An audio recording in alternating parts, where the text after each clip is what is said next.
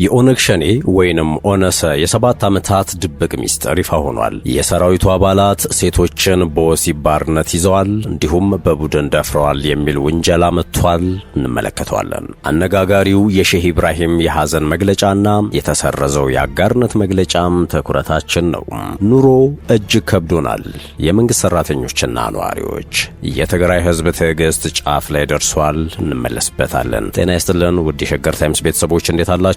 የመረጃ ጥንቅራችን ነው ተጀመረ። ቀደም ሲል ያነሳናቸው አበይት ነጥቦች ናቸው። ዝርዝር መረጃዎቹን ደግሞ እንደሚከተለው እናጋራችሁ።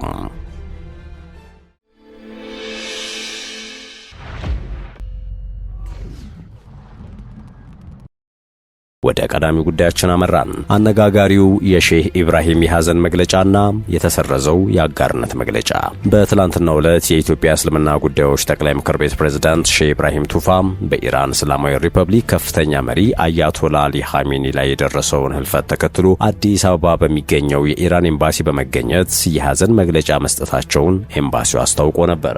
ሼህ ኢብራሂም በኤምባሲው ተገኝተው የሐዘን መዝገብ ላይ ከፈረሙ በኋላ ባስተላለፉት መልእክት በደረሰው ጥቃት መሪው በሰማዕትነት ማለፋቸው ለመላው የኢራን ህዝብና መንግስት ታላቅ ሐዘን መሆኑን ገልጸው ነበር። የኢትዮጵያ ሙስሊሞች በዚህ አስቸጋሪ ወቅት ከኢራን ወንድሞቻቸው ጎን እንደሚቆሙ ማረጋግጠው ይህ ህልፈት ለኢራን ብቻ ሳይሆን ለመላው የዓለም ሙስሊሞች ትልቅ ኪሳራ መሆኑን ሼህ ኢብራሂም ቱፋ በመግለጫቸው ማስታወቃቸውን በኢትዮጵያ የኢራን ኤምባሲ በማህበራዊ ገጹ ማስፈሩ ይታወቃል። ይህንን ለማረጋገጥ ሸገር ታይምስ ወደ ኤምባሲው ደውላ መግለጫውና የሼህ ኢብራሂም መገኘት ትክክለኛ ስለመሆኑ ጠይቃ ነበረ። ነገር ግን ስልኩን ያነሱ የኤምባሲው ባልደረቦች ከ10 ሰዓት በኋላ እንሰራም በማለት ምላሽ ሰጥተው ነበር። ምሽት ላይ ደግሞ ይህ የሼህ ኢብራሂም አጋርነታቸውን አሳዩ በሚል የተሰራጨው የኤምባሲው መግለጫ ተስተካክሎ ተለጥፏል። በተስተካከለው ጽሑፉም የምክር ቤቱ ፕሬዝዳንት የሐዘን መግለጫ እንደሰጡና ለኢራን ህዝብ መጽናናትን እንደተመኙም ነው ያሰፈረው። ለዚህ ማስተካከያ መደረግ ብዙዎች የሴራ ንድፈ ሐሳብ እያቀረቡ ተመልክተናል። ለአብነት ያክል በመካከለኛው ምስራቅ የሁለት ሀገራት መፍትሄ የሚከተለው የኢትዮጵያ መንግስት ውግንናን በሚለው የሼሁ ድርጊት ቅር በመሰኘቱ ምክንያት ነው ያሉ አሉ።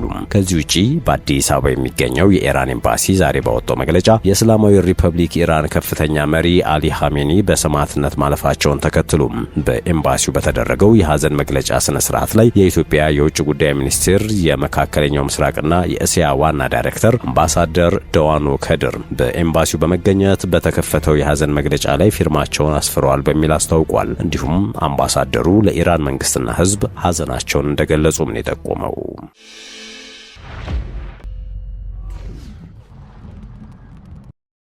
ጥንቅራችን እንደቀጠለ ነው። ኑሮ እጅግ ከብዶናል። የመንግስት ሰራተኞችና ነዋሪዎች፣ የትግራይ ህዝብ ትዕግስት ጫፍ ላይ ደርሷል። በትግራይ ክልል ብዙ ነገሮች ልክ አለመሆን ከጀመሩ ሰንበትበት ያሉ ቢሆኑም በተለይም ከታህሳስ ወር 2018 ዓመተ ምህረት ጀምሮ እጅግ ብሶባቸው ቀጥሏል። ከመቀለ ውጪ በሚገኙ ከተሞች ከታህሳስ ወር 2018 ከባንኮች መጥፋት የጀመረው የጥሬ ገንዘብ አቅርቦት ካለፈው ወር ጥር አጋማሽ ወዲህ ወደ ትግራይ ዋና ከተማ ዘልቆ የጥሬ ገንዘብ አቅርቦት በባንኮች ሙሉ በሙሉ የለም እስከ ማለት ተደርሷል። ሰሞነኛው ትኩሳት ደግሞ ከማደያ ውጪ በጠራራ ፀሐይ በአደባባይ የሚሸጠው የነዳጅ ዋጋ መናር ሆኗል። በያዝነው ሳምንት በሊትር ከ300 ብር በታች ሲሸጥ የነበረው የቤንዚንና የናፍጣ ዋጋ በሊትር ወደ 500 ብር ማሻቀቡም ተያይዞ የታክሲ የትራንስፖርት ዋጋ 25 የነበረው የአጭር ጉዞ ክፍያ ወደ 50 ብር ከፍ ብሏል። ከያዝነው የካቲት ጀምሮ ላልተወሰነ ጊዜ ወርሃዊ ደሞዝ እንደማይከፈላቸው የተነገራቸው የመንግስት ሰራተኞችና ሌሎች ነዋሪዎች የትራንስፖርት ዋጋ በእጥፍ በመጨመሩ በእንቅርት ላይ ጆሮ ደግፍ ሆኖባቸው እጅግ ተማረዋል። ኑሮ እጅግ ከብዶናል፣ ተወሳስቦብናል ሲሉ ገልጸዋል። የከተማው ትራፊክ ፖሊስ ደግሞ የተጋነነ የዋጋ ጭማሪ አድርገው በተገኙ የታክሲ አሽከርካሪዎች ላይ የብር ቅጣት በመጣል ላይ እንደሚገኝ አስታውቋል። የተጋነነ ዋጋ መጠየቅ ያስጠይቃል ብለዋል። የታክሲ አሽከርካሪዎች ማህበራት ተወካዮች እንደገለጹት ነዳጅ ከማደያ ጣቢያዎች መቅዳት ካቆምን ወራት ተቆጥረዋል ይላሉ። ከጥቁር ገበያ ገዝተን ስንሰራ ደግሞ ከትራፊክ ፖሊስ ቅጣት፣ ከተጠቃሚዎች ደግሞ ወቀሳ ይደርስብናል። ተቸገርን፣ ምን እናድርግ? ታክሲዎቻችንን አቁመን ስራ እንድናቆም ነው የሚፈለገው ወይ ሲሉ ይጠይቃሉ። መንግስት ነዳጅ በማደያ ጣቢያዎች ሳያቀርብ የጭነት ታሪፍ አትተላለፉ ማለቱ ያስገርማል፣ ያስደንቃልም ሲሉ አክለዋል። የኑሮ ውድነቱና የጦርነት ይጀምራል የሚል ስጋቱ ተደራርቦ የትግራይ ክልል ነዋሪ ብሶትና ውጥረቱን አባብሶታል። ችግሩ በዘላቂነት እንዴት መቼ ይፈታል የሚል አመላካሽ ነገር መታጣቱ ሁኔታዎችን አሳሳቢ አድርጎታል ሲል ቲክቫህ ኢትዮጵያ ዘግቧል። ኦነግ ሸኔ ወይንም ኦነሰ የ7 ዓመታቱ ድብቅ ሚስጥር ይፋ ሆኗል። ዓለም አቀፉ የሰብአዊ መብቶች ተቋም አምነስቲ ኢንተርናሽናል የኦሮሞ ነጻነት ሰራዊት አባላት በሴቶችና ሴት ልጆች ላይ የወሲብ ባርነት እንዲሁም በቡድን መድፈርን ጨምሮ የተለያዩ ወሲባዊ ጥቃቶችን ፈጽመዋል ሲል አዲስ ባወጣው ሪፖርት ከሷል። የታጣቂ ቡድኑ አባላት በሴቶች ላይ የፈጸሟቸው ጾታዊ ጥቃቶች፣ ከፍርድ ውጭ የሆነ ግድያና የንጹሃን ንብረት የማውደም ድርጊቶች በጦር ወንጀልነት ሊፈረጁ የሚችሉ እንደሆነ አስታውቋል። አምነስቲ ኢንተርናሽናል ይፋ ያደረገው የምርመራ ሪፖርት በኦሮሚያ ክልል የሚንቀሳቀሱት የታጣቂ ቡድኑ አባላት ከአውሮፓውያኑ 2020 እስከ 2024 ባሉት ዓመታት የፈጸሟቸው ድርጊቶችን የዳሰሰ ነው። ምርመራው የተደረገው በኦሮሚያ ክልል ቄለም ወለጋ ዞን ውስጥ በሚገኙም ሳዮና አንፊሎ ወረዳዎች ውስጥ እንደሆነ ተገልጿል። የሰብአዊ መብቶች ተቋሙ ምርመራውን ሲያከናውን በቡድኑ አባላት ወሲባዊ ጥቃት ለተፈጸመባቸው 10 ሴቶች ቃለ መጠይቅ ማድረጉን እንዲሁም የጤና ባለሙያዎችን ማነጋገሩንና የሕክምና መዝገቦችን መመርመሩን አስረድቷል። በምርመራው ከተካተቱ ሴቶች መካከል 7ቱ ጥቃት በተፈጸመባቸው ወቅት ዕድሜያቸው ከ18 ዓመት በታች እንደነበርም አክሏል። በ2011 ዓ.ም የተጀመረው የኦሮሞ ነጻነት ሰራዊትና የመንግስት ጸጥታ ኃይሎች ግጭት ከፍተኛ ጉዳት እያደረሰ ያለው በሲቪሉ ሕዝብ ላይ እንደሆነም አምነስቲ ለመገናኛ ብዙሃን በላከው መግለጫ ላይ ጠቅሷል። የድርጅቱ የምስራቅና ደቡብ አፍሪካ ሪጂናል ዳይሬክተር ቲጌሬ ቻጉታ ለ7 ዓመታት ያህል ኦሮሚያ ክልል ውስጥ ያሉ ታጣቂዎች በኮሚዩኒኬሽንና በመገናኛ ብዙሃን መገደም ምክንያት በተፈጠረው የጨለማ ሽፋን ስር ሆነው ንጹሃንን ለከፍተኛ ስቃይ ዳርገዋል ብሏል። የአምነስቲ ሪፖርት እንደሚያስረዳው ቃለመጠይቅ ከተደረገላቸው 10 ሴቶች መካከል 5ቱ ለወሲብ ባርነት ተዳርገው ነበር።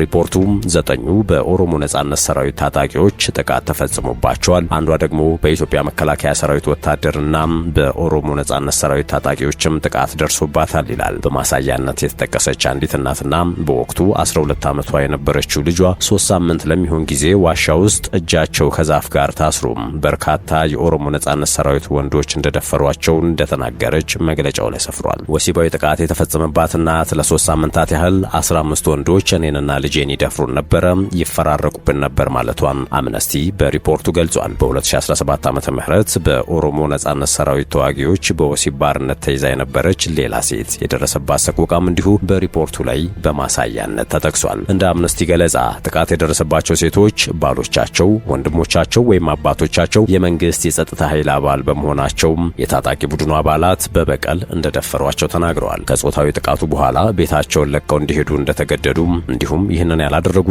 ቤታቸው እንደተቃጠለ በሪፖርቱ ተመላክቷል። 2 ሴቶች ወንድ ዘመዶቻቸው በታጣቂዎቹ እንደተገደሉም ተናግረዋል ተብሏል። የተቋሙ የምስራቅና ደቡብ አፍሪካ ሪጂናል ዳይሬክተር ቲጌሬ ቻጉታ እነዚህ ተደጋጋሚ በደሎች አሰቃቂ ብቻ አይደሉም፣ የጦር ወንጀል ሊሆኑ ይችላሉ ብለዋል። አምነስቲ የሰነዳቸው እነዚህ ግፎች የተፈጸሙት ተጠያቂነት በሌለበት ከባቢ ውስጥ እንደሆነ የገለጹት ዳይሬክተሩ መንግስት በአካባቢው የግንኙነት መስመሮችን ማቋረጡም ድርጊቶቹ እንዲፈጸሙ አስተዋጽኦ ማድረጉን ተናግረዋል። በሲቪሎች በተለይም በሴቶችና በልጃገረዶች ላይ የሚፈጸመው የበደል አዙሪት ማብቃት አለበት ያሉት ቻጉታ ዓለም አቀፍና የአፍሪካ የመብት ተከታታዮች ድምጻቸውን እንዲያሰሙ ጠይቀዋል። የኢትዮጵያ ባለስልጣናት ወንጀለኞችን ተጠያቂ ማድረግ እንዲሁም ለተጎጂዎችና የጥቃት ሰለባዎች ፍትህ እንዲሁም መፍትሄ ማቅረብን ዓላማው ያደረገ አስቸኳይ ገለልተኛና ጥልቅ ምርመራ እንዲጀመር መጠየቅ አለባቸው ብለዋል። በምርመራው የተካተቱት ሴቶችም በሚፈጸሙት ጥቃቶች እንዲቆሙ እንዲሁም ፍትህና ተጠያቂነት እንዲሰፍን እንደጠየቁ በሪፖርቱ ተጠቅሷል። የሰብአዊ መብቶች ተቋሙ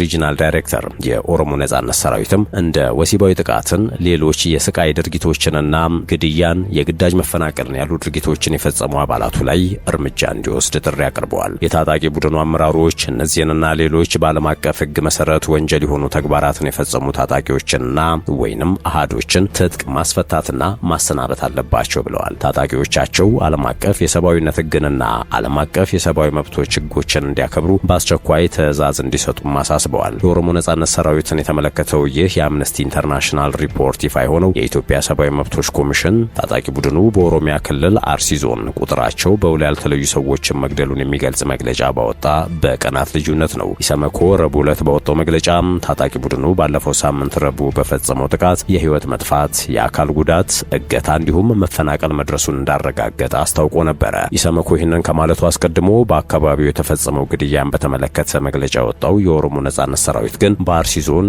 የኦርቶዶክስ እምነት ተከታዮች ላይ ለደረሰው እልቂት ተጠያቂ ያደረገው በመንግስት ተሰማርተዋል ያላቸውን ተላላኪዎችን ነው። ጥንቅራችን እንደቀጠለ ነው። ወደ ቀጣዩ ጉዳያችን እናምራችሁ። 41 ሀገራት ኢትዮጵያ ውስጥ የሲቪክ ምህዳሩ ከጊዜ ወደ ጊዜ እየጠበበ መሄዱ እንዳሳሰባቸው ለተመድ የሰብአዊ መብቶች ኮሚሽን በደብዳቤ አመላክተዋል። ሀገራቱ በጋራ ደብዳቤያቸው ኢትዮጵያ ከመንግስታቱ ድርጅት የሰብአዊ መብቶች ኮሚሽን ጋር መተባበሯን በየጊዜው ኮሚሽኑ በሚያደርገው የሀገራት የሰብአዊ መብቶች ይዞታ ግምገማ በአዎንታዊ መንገድ መሳተፏን አድንቀዋል። ሆኖም የሲቪክ ምህዳሩ ይበልጥ እየጠበበ መምጣቱ አብዛኞቹ ለስደት ሲዳረጉ የሰብአዊ መብት ተሟጋቾችንና ጋዜጠኞችን ማዋከብና በዘፈቀደ ማሰር እየተባባሰ በመምጣቱም እናዝናለን ብለዋል። አያይዘውም ሀገሪቱ በመጪው ሰኔ ምርጫ ለማካሄድ እየተዘጋጀች ባለችበት በዚህ ወቅት ሀሳብን በነጻ የመግለጽ ሰላማዊ ስብሰባዎችንና የመደራጀት መብቶችን መጠየቅ እንደሚገባ አጽንኦት ሰጥተዋል። ነጻና ፍትሃዊ ምርጫዎች እንዲደረጉ ሲቪልና ፖለቲካዊ መብቶችን ለሁሉም ማክበር እንዲሁም ነጻ የሲቪክ ማህበረሰብና ነጻ የመገናኛ ብዙሃን ምህዳር ቅድመ ሁኔታዎች መሆናቸውን ደብዳቤው አመላክቷል። ኢትዮጵያ አሁን ያለውን አሉታዊ አካሄድ በመቀልበስ ዓለም አቀፍ የሰብአዊ መብት ግዴታዎቿን እንድትወጣም ጠይቋል። በሰሜን ኢትዮጵያ ወታደራዊ ግጭት ሊያስከትል የሚችለውን ወቅታዊ ሁኔታን በከፍተኛ ስጋት እየተከታተሉ መሆኑን በደብዳቤያቸው ያመላክቱት ሀገራቱም ሁሉም ወገኖች በአስቸኳይ ውጥረቱን እንዲያረግቡም አሳስበዋል። በአማራ በኦሮሚያና ትግራይ ክልል ጨምሮ በግጭት አካባቢዎች የሚፈጸሙ የሰብአዊ መብት ጥሰቶችና ጥቃቶችን ለማስቆም የኢትዮጵያ መንግስትና ሌሎች ተዋናዮች ሁሉ ተጨባጭ እርምጃ እንዲወስዱ ጥሪ አቅርበዋል። የፕሪቶሪያ ስምምነት ለሀገሪቱ ብቻ ሳይሆን በስፋት ለአካባቢው ሰላምና መረጋጋት ጠቃሚ መሆኑን ያመለከተው ደብዳቤው ሁሉም ወገኖች አለመግባባትን በውይይት የመፍታት ስልትን አጥብቀው እንዲይዙም አሳስቧል። የሽግግር ፍትህ ሂደቱ አለመንቀሳቀሱ እንዳሳሰባቸው በማመልከትም ሙሉ በሙሉና በፍጥነት ተግባራዊ እንዲሆንም አጽንኦት ሰጥተዋል። ከዚህም ሌላ ኢትዮጵያ ለብሔራዊ የውይይት ተነሳሽነት እንድትቆም እንዲሁም ሁሉንም አቀፍ የአራተኛው ዙር ወቅታዊ ግምገማ ላይ የቀረቡ ምክሮችን ተግባራዊ ለማድረግ ዝግጁ እንድትሆን ጥሪ አቅርበዋል። ደብዳቤውን ለተመድ የሰብአዊ መብቶች ከፍተኛ ኮሚሽን በያዝነው ሳምንት መጀመሪያ ያቀረቡት 41 ሀገራት በተመድና በጄኔቭ በሚገኙ ሌሎች ዓለም አቀፍ ድርጅቶች ውስጥ የአውሮፓ ህብረት ልዑካን ናቸው።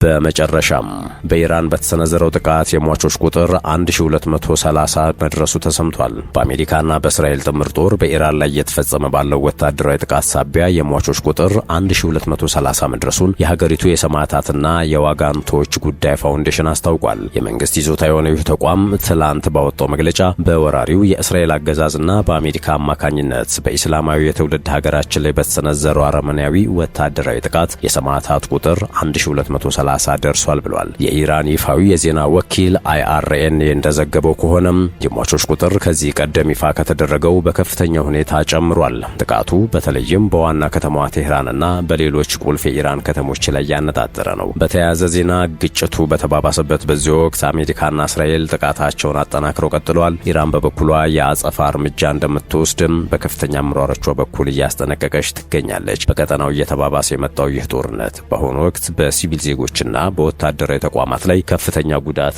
እያደረሰ መሆኑ ተገልጿል። ይህ በቴህራን የሚገኘው የኢራን ይፋዊ የዜና ወኪል ያሰራጨው መረጃ ነው። ውድ ቤተሰቦቻችን የሰዓቱ የመረጃ ጥንቅራችን የተከታተላችሁትን ይመስል ነበር። አብራችሁን ስለሆናችሁ ከልብ አመሰገንን። በያላችሁበት ሰናይ ጊዜን ተመኘን።